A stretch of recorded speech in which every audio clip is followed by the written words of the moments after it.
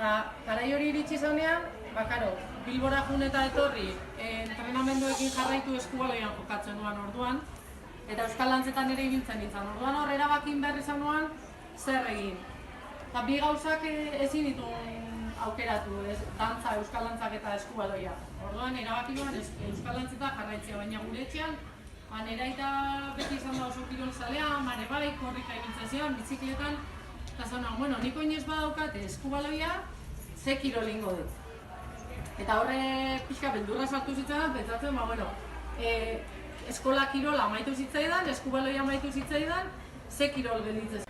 Horre eskubitan ikusten zuen argazkia, hori da ezagite ezagutzen ez zuen behasen egiten den karrera goiari topia hundia.